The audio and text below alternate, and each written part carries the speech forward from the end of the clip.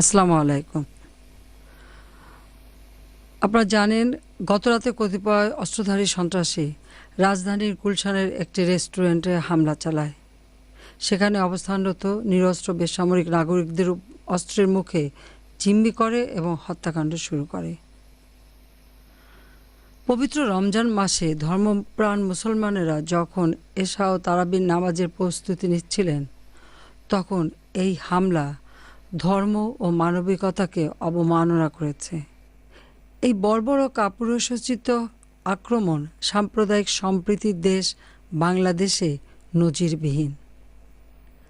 হামলার সংবাদ পাওয়ার সাথে সাথেই আমার সরকার দ্রুত পরিস্থিতি নিয়ন্ত্রণে আনার উদ্যোগ নেয়।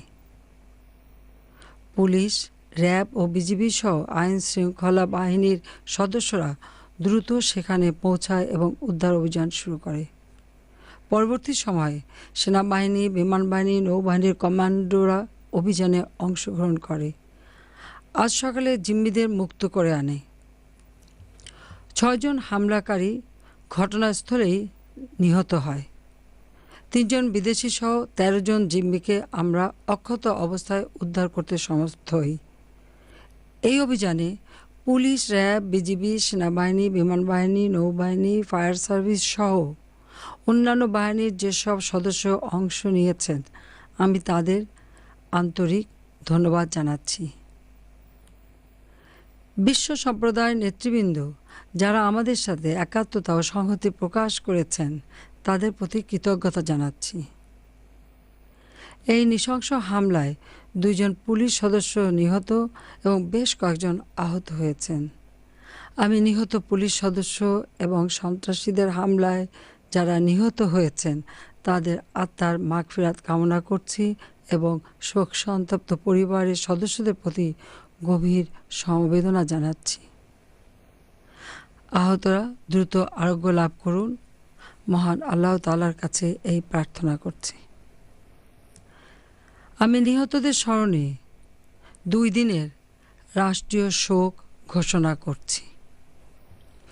প্রিয় দেশবাসী, বাংলাদেশ যখন একটি আত্মমর্যাদাশীল এবং আত্মনির্ভরশীল দেশ হিসেবে বিশ্বের বুকে প্রতিষ্ঠিত হতে যাচ্ছে, তখন দেশি বিদেশি একটি চক্র বাংলাদেশের এই অগ্রযাত্রাকে বানচালের অপচেষ্টায় লিপ্ত হয়েছে। অস্ত্রের মুখে নিরীহ সাধারণ মানুষকে জিম্মি করে এরা দেশকে একটি অকার্যকর রাষ্ট্র হিসেবে পরিচিত করতে চায়। গণতান্ত্রিক পথে মানুষের মন জয় করতে ব্যর্থ হয়ে এরা সন্ত্রাসের পথ বেছে নিয়েছে। কোমলমতি যুবক কিশোরদের ধর্মের নামে বিভ্রান্ত করে বিপথে ঠেলে দিচ্ছে। তাদের হাতে অস্ত্র তুলে দিয়ে মানুষ হত্যা করছে। বাংলাদেশের শান্তিপ্রিয় মানুষ ষড়যন্ত্রকারীদের কৌশল বাস্তবায়িত হতে দেবে না। দেশবাসীকে সঙ্গে নিয়ে যে কোনো মূল্যে আমরা ষড়যন্ত্রকারীদের চক্রান্ত প্রতিহত করব ইনশাআল্লাহ। প্রিয় দেশবাসী, আমাদের উপর আস্থা রাখুন।